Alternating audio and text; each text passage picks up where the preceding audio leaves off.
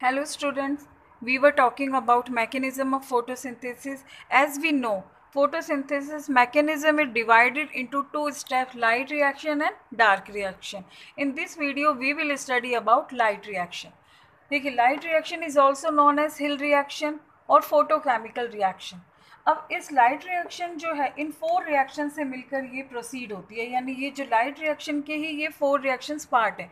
देखिए first is absorption of light and excitement of chlorophyll molecule, यानी ये जो लाइट एनर्जी है ऑफ डिफरेंट वेवलेंथ ये क्लोरोफिल मॉलिक्यूल्स को एक्टिवेट करती है। ये क्लोरोफिल मॉलिक्यूल्स कहाँ प्रेजेंट होते हैं? क्लोरोप्लास्ट में। तो हम कहेंगे कि जो लाइट रिएक्शन में भी क्लोरोप्लास्ट में होती है, और क्लोरोप्लास्ट में भी किस पार्ट में? ये ग्रेना एंड स्ट्रोमा, ये ग्रेना में होती है लाइट रिएक्शन। तो यहाँ पर ये ग्रेना में जो क्लोरोफिल मॉलिक्यूल्स हैं they get excited by absorbing light.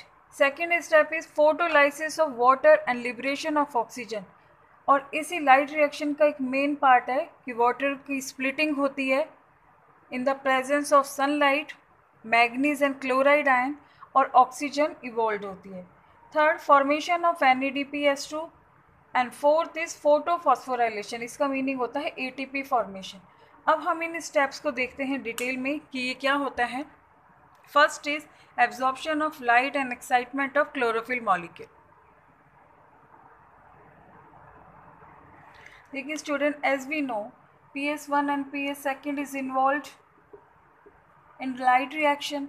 PS1 means है कि ऐसा क्लोरोफिल मॉलिक्यूल जो रिएक्शन सेंटर की तरह एक्ट करता है, और ये क्लोरोफिल मॉलिक्यूल जो है ये वेवलेंथ को यानी मैक्सिमम वेवलेंथ को लाइट को एब्जॉर्ब कर सकता है। PS1 में 700 नैनोमीटर की जो वेवलेंथ की जो लाइट है इसको एब्जॉर्ब करता है, और PS2 जो है ये 680 नैनोमीटर वेवलेंथ की लाइट को एब्जॉर्ब कर सकता है। तो यहाँ पर ये जो क्लोरोफिल मॉलिक्यूल्स हैं they get excited by using light energy and release electrons. ठीक है, तो फर्स्ट स्टेप क्या है कि लाइट का एब्जॉर्प्शन हुआ, chlorophyll molecules and carotenoids get excited and release electron, क्योंकि वो नॉर्मल स्टेज में आने की यानी एनर्जी जो रिलीज हुई है वो इलेक्ट्रॉन फॉर्म में होती है। And second step is photolysis of water.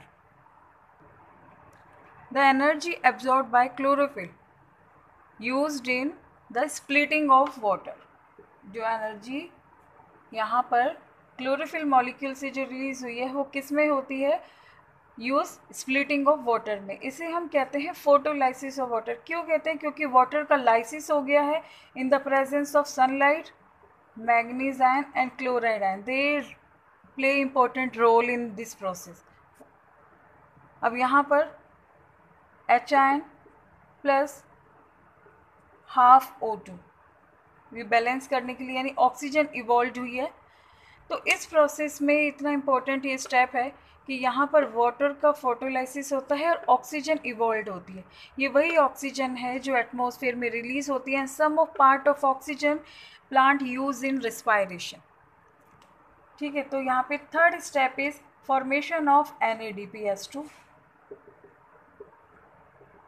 अब यहाँ पे ये जो H आयन रिलीज हुए, H आयन रिलीज हुए हैं, इनको कौन ऑब्टेन करता है? NADP। NADP जो है ये थाइलेकोइड मेम्ब्रेन में ही प्रेजेंट होता है, और NADP H आयन को रिसीव करके रिड्यूस हो जाता है और फॉर्मेशन हो जाता है NADPH2 का। क्लियर? ये एटमॉस्फेयर में रिलीज हो जाती है ऑक्सीजन, और H आयन कौन रिसीव करता है? NADP, और ये क्या बना लेता है? NADPH2। Fourth step is photophosphorylation.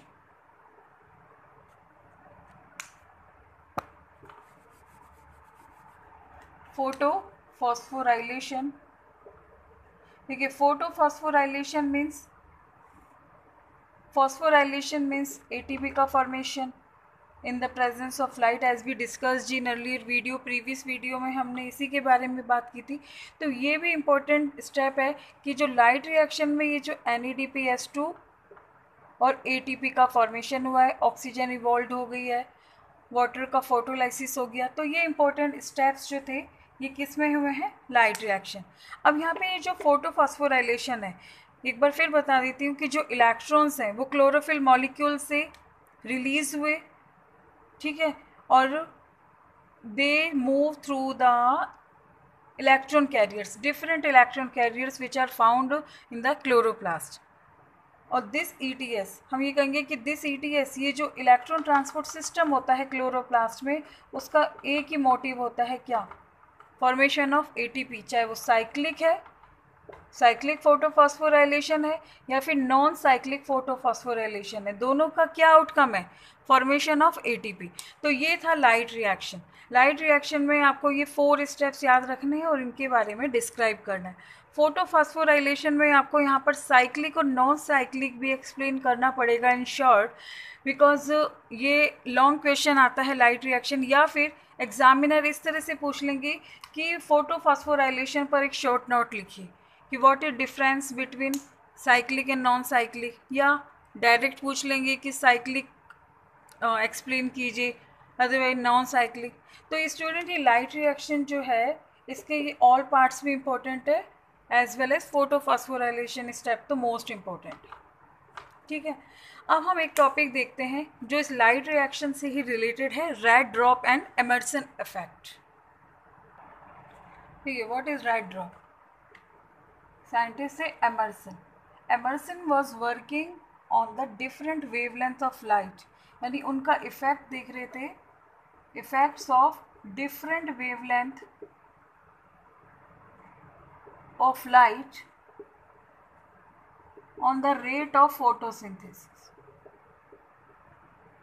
जैसे उन्होंने 400 से लेकर 700 नैनोमीटर इन सब की लाइट प्लांट्स पर दे रहे थे, यानी 1 बाय 1. कि पहले उन्होंने मिनिमम से स्टार्ट किया, यहाँ से रेंज स्टार्ट की, तो उन्होंने देखा कि फोटोसिंथेटिक रेट है उस पर क्या इफ़ेक्ट हुआ, तो वो ये वर्क कर रहे थे. जब वो यहाँ से मिनिमम से जब वो आने लगे हाई पर, तो उन्होंने देखा कि जो फोटोसिंथेटिक रेट थी वो हाई थी. यहाँ है फोटोसिंथेटिक रेट और ये है वेवलेंथ. जब तक, यानी मिनिमम हम ये कहेंगे कि 680 तक, 680 से मिनिमम जो है जितनी भी वेवलेंथ है उनमें फोटोसिंथेटिक रेट क्या थी? हाई थी. बट जैसे 680 नैनोमीटर की वेवलेंथ दी प्लांट्स पर, तो क्या हुआ? फोटोसिंथेटिक रेट जो है वो डिक्रीज़ होने लगा.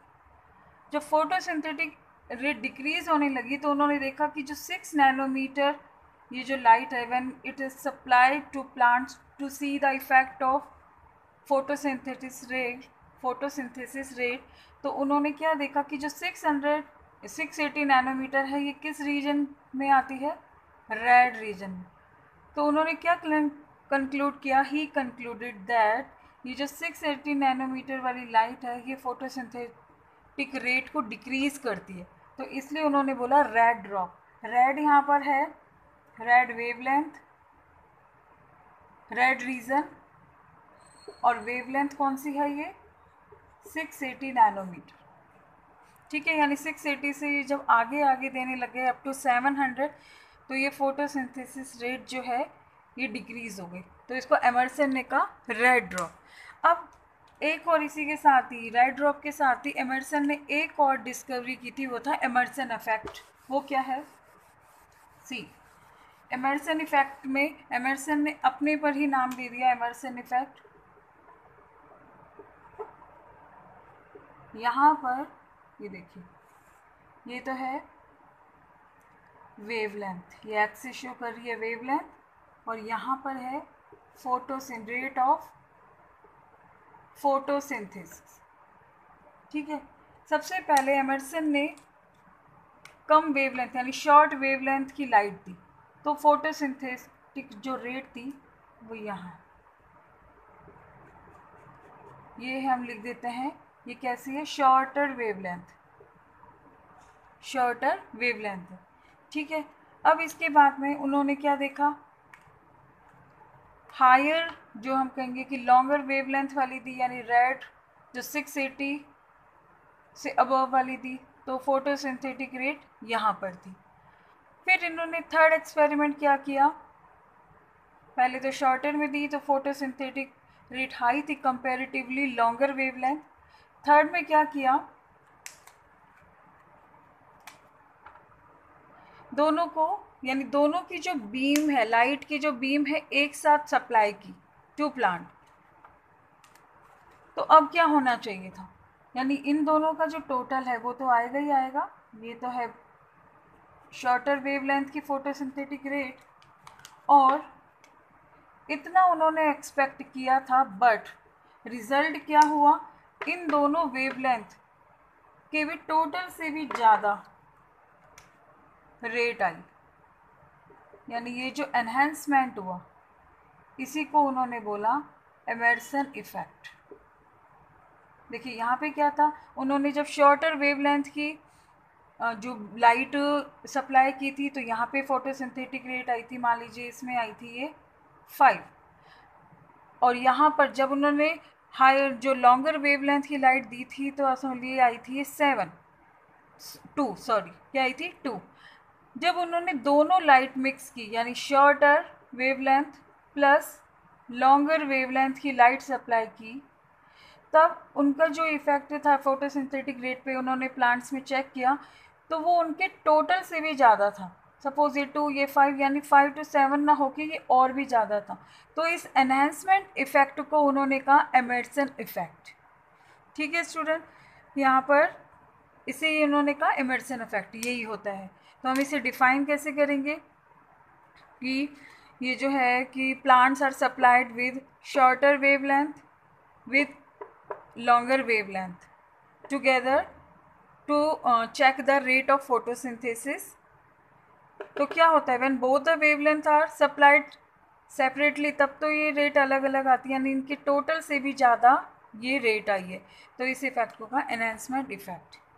ठीक है स्टूडेंट, तो यहाँ पर ये light reaction, red drop, Emerson effect आपने पढ़ा। अब हम नेक्स्ट वीडियो में पढ़ेंगे dark reaction. Thank you very much.